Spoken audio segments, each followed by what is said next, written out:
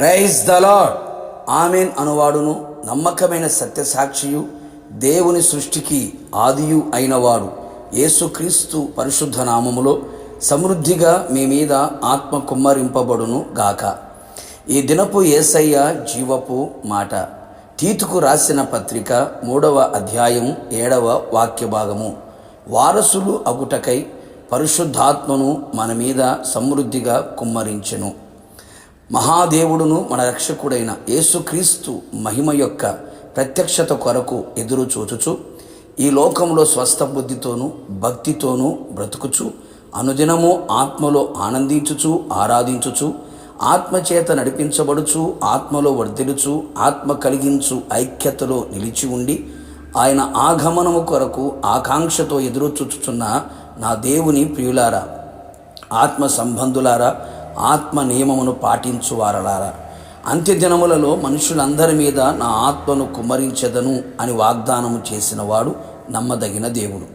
ఆయన సన్నిధిలో విధేయులై విశ్వాసము కలిగి ప్రార్థించిన వారందరి మీద పరిశుద్ధాత్మ ధారాళముగా కుమ్మరింపబడుచున్నది. ఇప్పటికే పరిశుద్ధాత్మని కార్యములు సంఘములో క్రియ జరుగుచు ఉన్నవి. అవును ప్రియులారా, ఆత్మకార్యములు, ఆత్మవరములు, ఆత్మఫలము, కృపావరములు సంఘములో నింపబడుచున్నవి. మనమందరము పరిశుద్ధాత్మతో నింపబడిన వారమై ఆత్మ ఆధీనములో స్వాధీనములో నిలిచెదము. పరిశుద్ధాత్మ దేవునిలో దాగి ఉన్న పరిపూర్ణ ఆశీర్వాదములను అనుభవించెదము. మనము నీతిని అనుసరించి చేసిన క్రియల మూలముగా కాక తన కనికరము చొప్పునే పునర్జన్మ సంబంధమైన స్నానము ద్వారాను పరిశుద్ధాత్మ మనకు నూతన స్వభావము కలుగు చేయుట ద్వారాను మనలను రక్షించెను. మనం ఆయన కృప వలన నీతిమంతులుగా తీర్చబడి నిత్య జీవమును గూర్చిన నిరీక్షణను బట్టి దానికి వారసులగుటకై ఆ పరిశుద్ధాత్మను మన రక్షకుడైన యేసుక్రీస్తు ద్వారా ఆయన మన మీద సమృద్ధిగా కుమ్మరించెను. మనము అన్ని విషయములలో వారసులము అగుటకు పరిశుద్ధాత్మ మన మీద సమృద్ధిగా కుమ్మరించబడెను. మీరు కుమారులై ఉన్నందున నాయనా తండ్రి అని మొర్రపెట్టు తన కుమారుని ఆత్మను దేవుడు మన హృదయములోనికి పంపెను. కాబట్టి నీవిక దాసుడవు కావు, కుమారుడవైతే దేవుని ద్వారా వారసుడవే. మనమందరము ఇహపరమందు జీవము గలవారమై నిత్య జీవమునకు వారసులుగా ఉండుటకు జీవింపచేయు ఆత్మ మనతో ఉండగా మనమందరము నిత్య జీవమునకు వారసులమై ఉందుము. ఆశీర్వాదములకు మనమందరం వారసులమై ఉన్నాం. ఆయన క్రీస్తునందు పరలోక విషయములలో ఆత్మ సంబంధమైన ప్రతి ఆశీర్వాదమును మనకు అనుగ్రహించెను. పరిశుద్ధాత్మ ద్వారా కలిగే ప్రతి ఆశీర్వాదమునకు మనం వారసులము.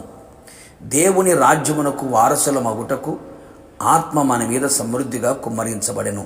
అవును ప్రియులారా, నీటి మూలముగాను ఆత్మ మూలముగాను జన్మించితేనే పరలోక రాజ్యములో ప్రవేశించడు అని లేఖనము సెలవిచ్చుచున్నది యేసయ్య చెప్పిన మాట.